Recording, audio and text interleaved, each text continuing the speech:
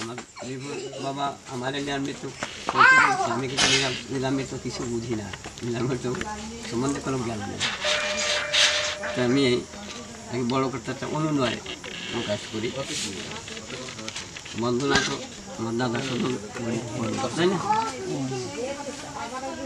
বড় করতে কহে বার্তা শুনো হরিদাস, তবু খেলা সব লীলা জগতে প্রকাশ। এতদিনে নাহি কিনে কত বলেছি, ব্রজনাথে বিশ্বনাথে চিনেছি চিনেছি। গেল চিনতে তবু চিনতে আর চিনতে নাই, মনোভ্রান্তে তোমা চিনতে পারি না রে ভাই। ধন্য মাতা, ধন্য পিতা, ধন্য তুমি ভাই, তোমা এলো ভাই যেন জন্মে জন্মে ভাই। হরিবল বংশ তো বংশ তুমি যে আসিলে, আমি ধন্য জগৎ মান্য তোমা ভাই।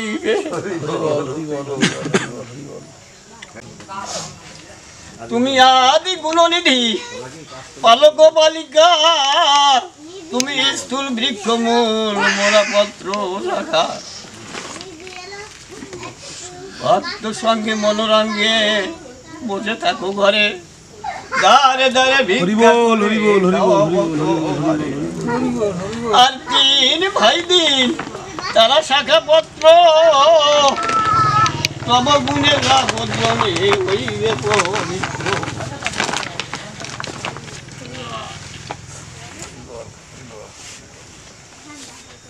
করো পেলা সারা বেলা ভক্ত করলে, খোলা পেলে সবে মিলে খাইয়ে। আমি বৃদ্ধ চিরনিত্য কাটিব সংসারে, তব সেবা রাত্র দেবা করিব সাধনে। ভক্তিময় অনুনয় পরে বড় কর্তা, গীতার সুরচক হরি লীলা বার্তা। জয় হরিবল, জয় হরিবল, জয় হরিবল। হরিচাঁদের কৃষ্ণ রূপ ধারণ, শ্রীকমল দাস নাম বৈরাগী ঠাকুর, পরম বৈষ্ণব তিনি ভক্তি ভক্তিভাবে করিতেন শ্রীকৃষ্ণ ভজন। বৃন্দাবনে যাবে বলে করিল গমন। আমার এই শ্রীহরি আসলেন কৃষ্ণ ভক্ত শোধন করতে। কমল দাসও সেই কৃষ্ণ ভক্ত, বৃন্দাবনে যাবে বলে মনন করেছে। বৃন্দাবনে রওনা দিয়েছে। দেখেন তার কুশার ভাষায় কি বলে। রাস পূর্ণিমার অগ্রে যাত্রা যে করিল, যাত্রী নাহি সঙ্গে নিল, একলা চলিল। যাত্রী সঙ্গে নিল না, একা একা। বিশুদ্ধ বৈষ্ণব সাধু তনু প্রেমে মাখা, সর্বদাই হৃদি মাঝে ভাবে ভঙ্গি বাঁকা। রাধা রানী কর দয়া মরে এইবার, ব্রজে গিয়া দেখি যেন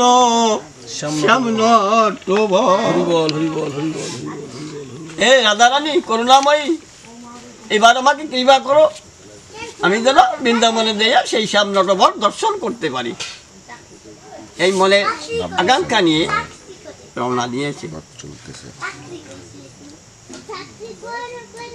জয় রাধে বল রে মন, জয় রাধে বল, অন্য বল মুখে নাই শুধু এই বল। সে কমল পিতবাসে ভাবিতে ভাবিতে বৃন্দাবনে যাত্রা করে মনের সুখেতে। এ সময় হরিচাঁদ সফলা ডাঙায় ধান্য কাটিবারে হরি মাঠ মধ্যে যায়। জয় হরি বল। আমার দয়াল হরি ধান কাটবার উপলক্ষে ওই মাঠে জমিতে নিয়েছে। আর কমল দাস সেই পথে শ্যামনটবরের দর্শন পাবার জন্য ওই পথে রওনা দিয়েছে।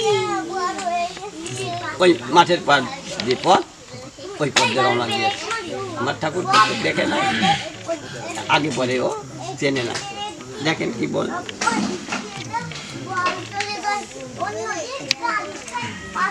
যে জমিতে হরিচাঁদ ধান্য বুনেছিল কিষান লইয়া হরি, সে জমিতে গেল বিশ্বনাথ নাটুয়ার ব্রজকে লইয়া, সেই ধান্য কাটিলেন প্রভু মাঠে গিয়া। ধান্য কাটতে আটি বাঁধে মনে হরিষে, কেহ কাটে কেহ বাঁধে, কেহ আছে বসে। কেউ আটি বাঁধতেছে, কেউ ধান কাটতেছে, কেউ বসে রয়েছে। এই অবস্থায় আমরা সবাই আছি। এই মতো কিষানেরা কর্ম করিতেছে, আইল উপরে হরি দাঁড়াইয়া আছে। পূর্বমুখ হয়ে হরি আছে দাঁড়াইয়া, আসিল কমল দাস সেই পথ দিয়া। আমার দয়াল হরি পূর্বমুখ হয়ে দাঁড়িয়ে আছে, এমন মুহূর্তে কমল দাস সেই পথে রওনা দিয়েছে। সেই পথে রওনা দিয়েছে প্রভুর নিকটে যাবে, প্রভুর নিকটে যাবে। আসিল বৈরাগী শ্রী হরি রূপ দেখি, হলো অনুরাগী। শ্রী হরি রূপ যখন একটু দর্শন করেছে তখন অনুরাগী হয়েছে।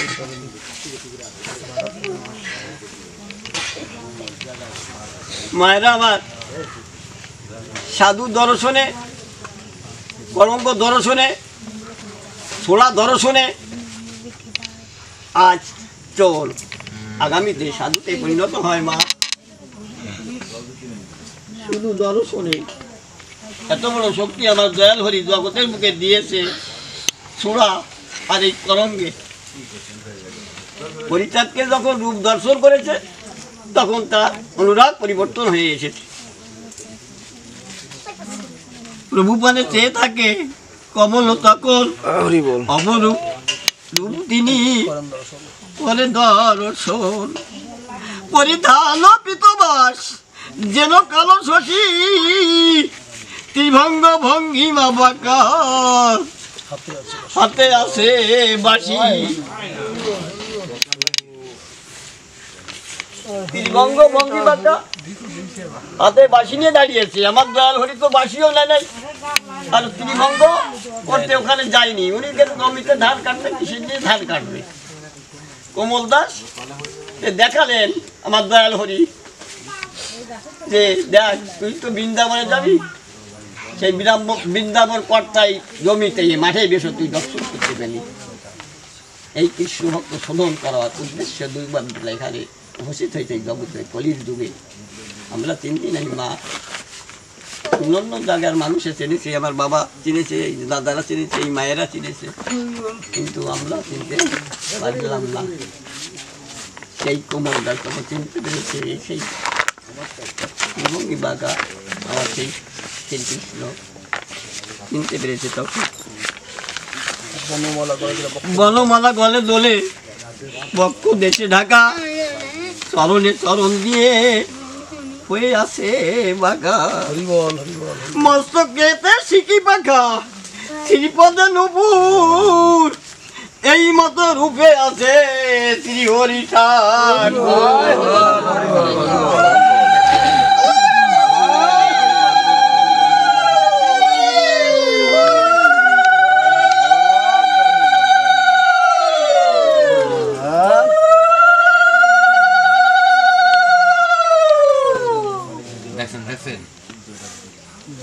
ভক্ত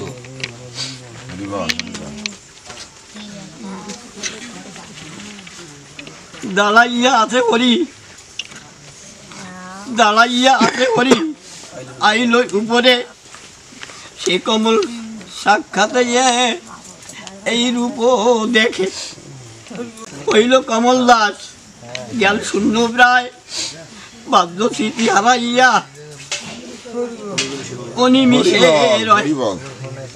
দণ্ডবত হয়ে শেষে পদ ধুলা নিল,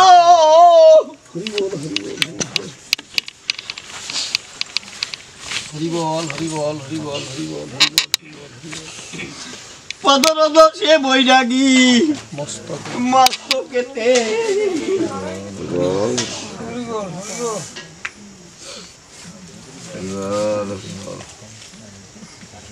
বৈরাগী বৃন্দাবন দর্শন শেষ, বৃন্দাবন দর্শন শেষ। আমার শ্রীকৃষ্ণকে ওই জমিতে মাঠের ভিতর দর্শন পেল, বৃন্দাবনে যাওয়া লাগলো না, হলো না মানে লাগলো না। আর বৃন্দাবনে তোর যাওয়া লাগবে না। আমি সেই কৃষ্ণ, এই কৃষ্ণ ভক্ত সুন্দর করবার জন্য আমার দয়াল হরি জগতে এসেছে। আমরা চিনি নাই, মানুষে চিনেছি।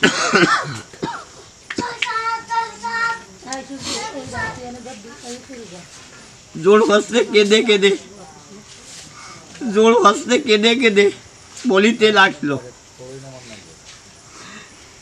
শ্রীহরি বলিল তুমি কহ মহাশয়, কিবা হেতু কোথা যাবে যাও পরিচয়। কোন জন্য এসেছো, কোথায় যাবে তুমি? কমল বলিল মোর কালা মৃদ্ধাবাস, বৃন্দাবনে যাব আমি মনে অভিলাষ। পরিচার তারে বলে যাও তবে তুমি, কমল বলিল আর নাহি যাব আমি। আমি আর বৃন্দাবনে যাবার কোনো প্রয়োজন আছে? আমি যদি বৃন্দাবন এখানেই দেখতে পাই, এখানে যদি সেই রাধারানী দেখতে পাই, এখানে যদি শ্যাম নটবর দেখতে পাই, আমি কেন সেই বৃন্দাবন পর্যন্ত টাকা খরচ করে যাব? আমার দয়াল হরি এত দরদি মানুষের জন্য এই জগতের বুকে এসেছে। হরিবর সরকারের একটা গানে সুন্দরভাবে ব্যাখ্যা করেছে হরিবর সরকার। কমল বলিল আর নাহি যাব, নাহি যাব আমি। প্রভু বলে যাইতেছ তুমি বৃন্দাবন, এবে তুমি নাহি যাবে, বলো কি কারণ? সে বলিল নাহি যাব। আর বৃন্দাবন বৃন্দাবন চন্দ্র আমি করি নুদল। বৃন্দাবন করতে আমি আমি আর বৃন্দাবন যাবার আমার কোনো প্রয়োজন হয় না।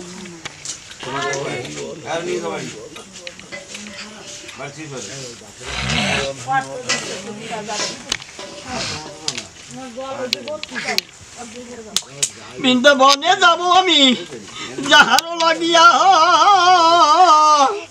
সেই কৃষ্ণ দেখি আমি নয়ন ভরিয়া। কমলের অশ্রু জলে বক্ষ যে ভাছিল, করজোড়ে দাঁড়াইয়া স্তব আরম্ভিল। শ্যামল নটবর নবীন কিশোর, তুমি তো ব্রজের হরি, পিতবাস গলে বল মালা দোলে, চরণে নুপুর হেরি। করেতে বাসরি মুকুন্দ মুরারি, ভঙ্গ ভঙ্গিব বাঁকা, কিরূপ দেখালে আমাকে ভুলালে, মস্তকে ময়ূর পাখা।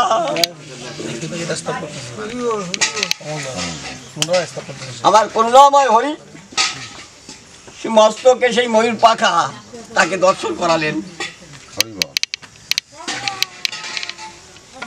তুমি কালো শশী মৃদু মৃদু হাসি, তুমি গোবর ধনধারী, পুতনা দাসন কালিয়া দমন সুরভৎকারী। তাবাগ্নি মখন তরাতে গোধন বিধাতার দর্প হারি নদী চুরি করো বাধা তব করো দশমতি ক্রোধ করি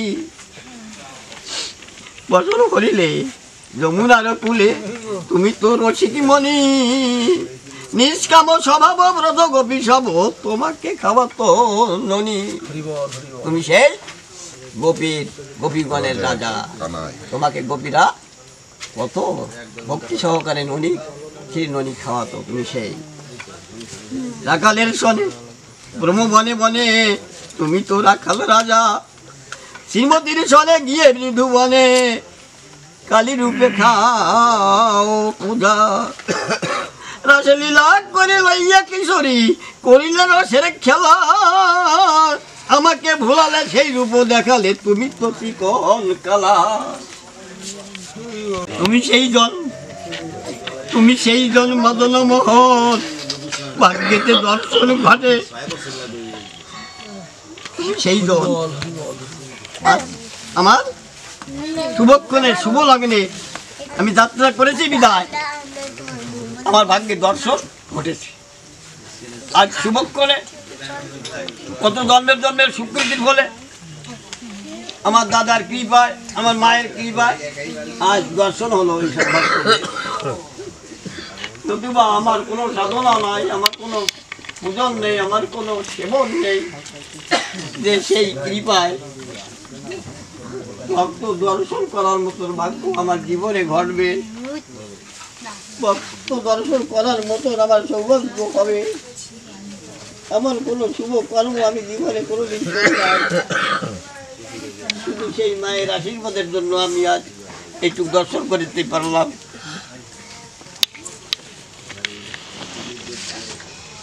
তুমি সেই জন মদন মোহন ভাগ্যেতে দর্শন ঘটে কমল কাঁদিয়া বক্ষ ভাসাইয়া পদে পড়েন মাথা কুটে শুনিয়া ক্রন্দন বলেন তখন পরিত্রাণ দয়াময় রাখিব তোমারে আমার ওই আগারে নাই গো তোমার ভয়ে কমলের আশা মিটিল পিপাসা পেয়ে সেই কমল আখি পরিচাল মর করুণা সাগর অধমে দিও না পাখি জয় জয় শান্তি হরি